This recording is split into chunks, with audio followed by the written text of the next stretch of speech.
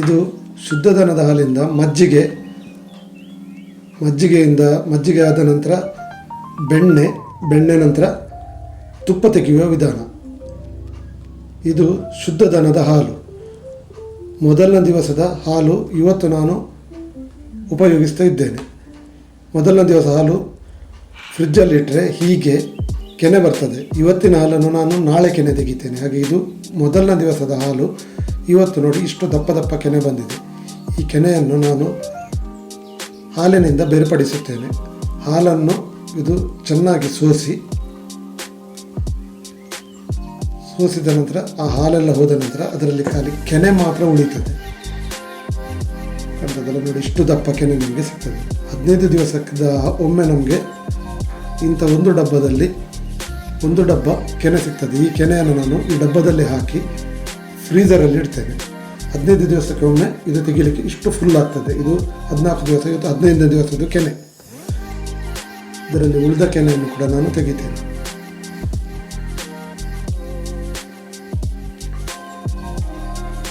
ನೋಡಿ, ಈಗ ಹಾಲು ಸಪ್ರೇಟ್ ಆಯಿತು, ಕೆನೆ ಸಪ್ರೇಟ್ ಆಯಿತು.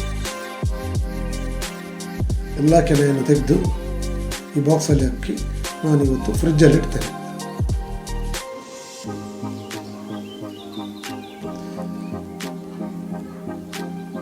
ಇದು ಫ್ರಿಜ್ಜಿನಿಂದ ತೆಗೆದು ಒಂದು ದಿವಸ ಮೊದಲು ತೆಗೆದು ನಾನು ಸಂಜೆ ಇಟ್ಟದ್ದು. ಆಗ ಮರುದಿವಸ ನೋಡಿ ಇಷ್ಟು ಮೆದುವಾಗ್ತದೆ. ಫ್ರೋಝನ್ ಇದ್ದದ್ದು ಮೆದು ಆಗ್ತದೆ ಕೆನೆ. ಈ ಮೆದುವಾದ ಕೆನೆಯನ್ನು ನಾನು ಒಂದು ಸಪ್ರೇಟ್ ಬೇರೆ ಒಂದು ಪಾತ್ರೆಗೆ ಹಾಕಿ ಇದರಲ್ಲಿದ್ದ ಎಲ್ಲ ಕೆನೆಯನ್ನು ಆ ಪಾತ್ರೆಗೆ ಹಾಕಿ ಫ್ರೋಝನ್ ಆದದ್ದು ಹೋಗಿ ಈಗ ಮೆದು ಆಗಿದೆ.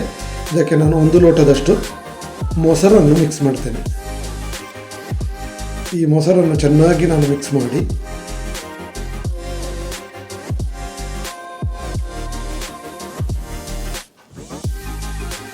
ಇದು ಪುನಃ ಮೊಸರಾಗಲಿಕ್ಕೆ, ಈ ಕೆನೆ ಮೊಸರಿನ ರೂಪ ಪಡೀಲಿಕ್ಕೆ ನಾನು 1 ದಿವಸ ಅಥವಾ 2 ದಿವಸ ಇಡ್ತೇನೆ. 2 ದಿವಸ ಇಟ್ಟರೆ ಒಳ್ಳೆಯದು, ಯಾಕಂದರೆ ಸ್ವಲ್ಪ ಹುಳಿ ಬರ್ತದೆ.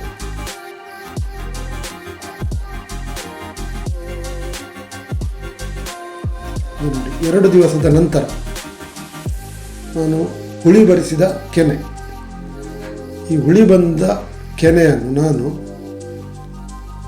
ಈ ರೀತಿ ಮಜ್ಜಿಗೆ ಅಂದರೆ ಬಟರ್ ಮಿಲ್ಕ್ ಇದರಿಂದ ಬೇರ್ಪಡಿಸ್ತೇನೆ ಮತ್ತು ಬಟರನ್ನು ಬೇರ್ಪಡಿಸ್ತೇನೆ. ನಾನು ಈ ವಿಧಾನದಲ್ಲಿ ಬೇರ್ಪಡಿಸ್ತೇನೆ. ಬೇರೆಯವರು ಬೇರೆ ವಿಧಾನದಲ್ಲಿ ಮಾಡ್ತಾರೆ. ನೋಡಿ, 1 ಸ್ಪೂನಿಗೆ 1 ಲೋಟದಷ್ಟು ಶುದ್ಧ ನೀರು ಹಾಕಬೇಕು. ಯಾಕೆಂದರೆ ಆ ಶುದ್ಧ ನೀರು ಹಾಕದಿದ್ದರೆ, ನೀವು ಟ್ಯಾಪಿದ ನೀರು ಯೂಸ್ ಆಗಿದ್ದರೆ ನೀವು ಮತ್ತು ಬಟರ್ ಮಿಲ್ಕ್ ಅಂದರೆ ಮಜ್ಜಿಗೆಯನ್ನು ನಿಮಗೆ ಕುಡಿಲಿಕ್ಕೆ ಅಷ್ಟು ಇರುವುದಿಲ್ಲ. ಅದಕ್ಕಾಗಿ ನೀವು ನಿಮ್ಮ ಮನೆಯಲ್ಲಿ ಪ್ಯೂರಿಫೈಯರ್ ಇದ್ದರೆ, ವಾಟರ್ ಪ್ಯೂರಿಫೈಯರ್ ಇದ್ದರೆ, ಆ ವಾಟರ್ ಪ್ಯೂರಿಫೈಯರ್ನ ನೀರಿನಲ್ಲಿ ಹೀಗೆ ನೀವು ಮಜ್ಜಿಗೆಯನ್ನು ಮತ್ತು ಮೊಸರನ್ನು ಬೇರ್ಪಡಿಸಬೇಕು. ನೋಡಿ, ಮಿಕ್ಸಿಯಲ್ಲಿ ಹಾಕಿ ಈ ವಿಧಾನದಲ್ಲಿ. ಕೆಲವರು ಬೇರೆ ವಿಧಾನದಲ್ಲಿ ಮಾಡ್ತಾರೆ. ಇದು ನಾನು ಮಾಡುವ ವಿಧಾನ. ಸ್ವಲ್ಪ ಹಾಕಿ ಬೇರೆ ಒಂದು ಪಾತ್ರೆಯಲ್ಲಿ ನೋಡಿ ಮಿಕ್ಸಿಯಲ್ಲಿ ಹಾಕಿ ಬೇರೆ ಒಂದು ಪಾತ್ರೆಯಲ್ಲಿ ನಾನು ಹಾಕ್ತೇನೆ. ಇದು ತುಂಬ ಹೊತ್ತು ತಗೊಳ್ತದೆ, ಯಾಕಂದರೆ ಅಷ್ಟು ಕೆನೆಗೆ ನನಗೆ ಸಾಧಾರಣ ಒಂದು 15ರಿಂದ 20 ನಿಮಿಷ ಹಿಡಿತದೆ.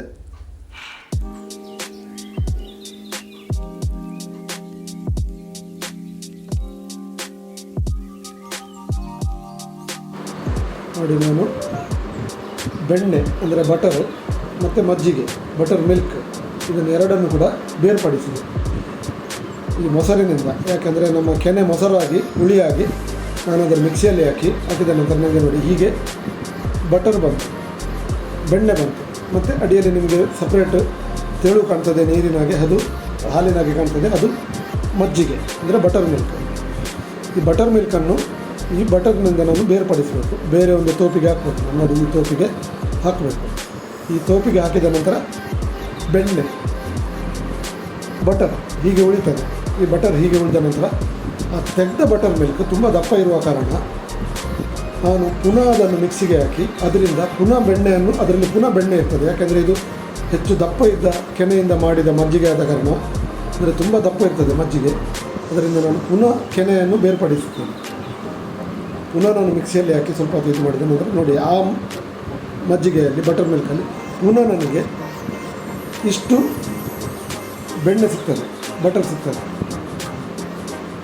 ನೋಡಿ ಇಷ್ಟು ನಾನು ಬಟರು ಈ ನಾನು ಮೊದಲು ಫಸ್ಟಿಗೆ ನಾನು ತೆಗೆದಿದ್ದೇನಲ್ಲ ಆ ಬಟರಿಗೆ ನಾನು ಹಾಕ್ತೇನೆ. ಫಸ್ಟಿಗೆ ತೆಗೆದ ಬಟರಿಗೆ ಫಿಕ್ಸ್ ಮಾಡ್ತೇನೆ.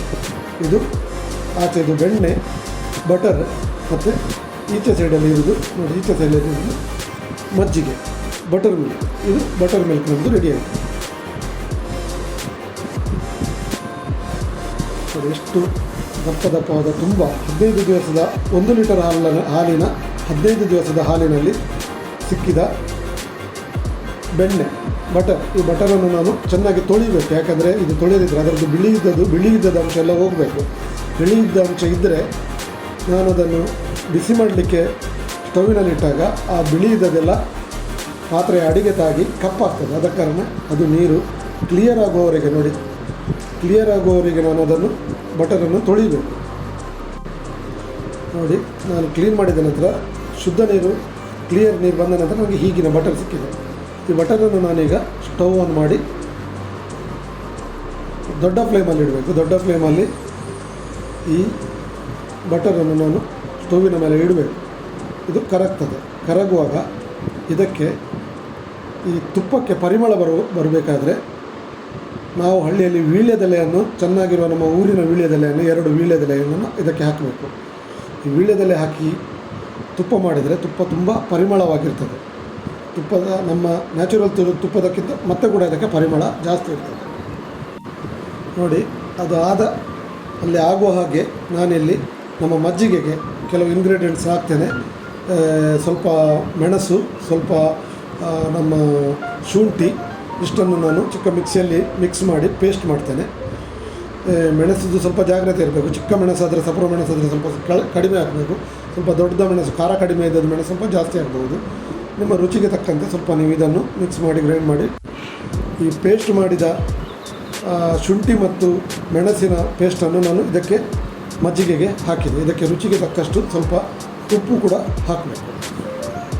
ಉಪ್ಪು ಹಾಕಿ ಇದನ್ನು ಸ್ವಲ್ಪ ಬೆರೆಸಬೇಕು. ನೋಡಿ ಇದು ಮಜ್ಜಿಗೆ ಎಷ್ಟು ದಪ್ಪ ಮಜ್ಜಿಗೆ ಉಂಟು. ನಿಮಗೆ ತಿಳಿಬೇಕಾದ್ರೆ ಸ್ವಲ್ಪ ನೀರು ಹಾಕ್ಬೋದು, ಆದರೆ ಅದರದ್ದು ಹುಳಿ ಹೋಗ್ತದೆ. ನೋಡಿ ಉಪ್ಪು ನಾನು ಹಾಕಿದೆ. ನನಗೆ ಇಷ್ಟು ಉಪ್ಪು ಬೇಕು. ರುಚಿ ನೋಡಿ ಬೇಕಾದರೆ ಮತ್ತೆ ಹಾಕ್ಬೋದು. ಫಸ್ಟಿಗೆ ಸ್ವಲ್ಪ ಕಡಿಮೆ ಹಾಕಿ ಮತ್ತು ರುಚಿ ನೋಡಿ ಹಾಕಿ, ನಿಮಗೆ ಎಷ್ಟು ರುಚಿ ಬೇಕು ಅಷ್ಟು ಉಪ್ಪು ಹಾಕಿ. ಅದರ ನಂತರ ಈ ಮಜ್ಜಿಗೆ ಹೀಗೆ ತಯಾರಾಗ್ತದೆ. ನೋಡಿ ಇಷ್ಟು ದಪ್ಪ ಮಜ್ಜಿಗೆ ಇರ್ತದೆ. ತುಂಬ ಹುಳಿಯಾಗಿ ಉಂಟು, ಯಾಕಂದರೆ ಇದು ನಾನು 2 ದಿವಸ ಮೊಸರಾಗಿಟ್ಟು ಸ್ವಲ್ಪ ಹುಳಿ ಬಂದ ನಂತರ ಮಾಡಿದ ಮಜ್ಜಿಗೆ. ಯಾಕಂದರೆ ಇಲ್ಲಿ ಈ ಮಜ್ಜಿಗೆದು ಇದನ್ನು ಆಗುವಾಗ ನಮ್ಮದಲ್ಲಿ ಗ್ಯಾಸಿನಲ್ಲಿ ನಮ್ಮ ತುಪ್ಪ ಮಾಡುವ, ಅಂದರೆ ನಮ್ಮ ಗೀ ಮಾಡುವ ವಿಧಾನ ಚಾಲುವಾಗಿ ಉಂಟು.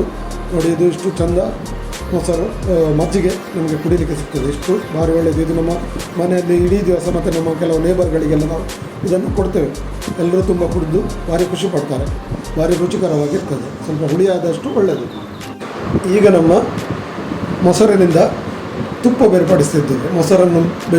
ಮೊಸರಲ್ಲ, ಸಾರಿ, ನನ್ನ ತಪ್ಪಾಯಿತು. ನಮ್ಮ ಬೆಣ್ಣೆಯನ್ನು ನಾನು ಬಿಸಿಯಾಗಿಡುವಾಗ ಇದು ಬೆಣ್ಣೆ ಕರಗಿ ಈ ದ್ರವ ರೂಪಕ್ಕೆ ಬರ್ತದೆ, ಎಣ್ಣೆ ರೂಪಕ್ಕೆ ಬರ್ತದೆ. ಎಣ್ಣೆ ರೂಪಕ್ಕೆ ಬಂದದ್ದೇ ಇದು ನಮ್ಮ ಗೀ, ಅಂದರೆ ತುಪ್ಪ. ಇದೊಂದು ಅರ್ಧ ಗಂಟೆಯ ಕೆಲಸ. ಸ್ವಲ್ಪ ಜಾಗ್ರತೆಯಲ್ಲಿ ನೋಡಬೇಕು. ಅಂದರೆ ಸ್ವಲ್ಪ ಕೆಲವು ಸಲ ಬೆಂಕಿಯನ್ನು ನಾವು ಕಡಿಮೆ ಜಾಸ್ತಿ ಮಾಡಬೇಕು. ಯಾಕಂದರೆ ಅಡಿಗೆ ತಾಗಬಾರ್ದು. ಅಡಿಗೆ ತಾಗಿದರೆ ಈ ನಮ್ಮ ಗೀ ತುಪ್ಪ ವಾಸನೆ ಸ್ವಲ್ಪ ಅಡಿ ತಾಗಿದ ಕರಟು ವಾಸನೆ ಬರ್ತದೆ. ಅದಕ್ಕಾಗಿ ನಾವು ಸ್ವಲ್ಪ ಜಾಗ್ರತೆಯಲ್ಲಿ ಇರಬೇಕು.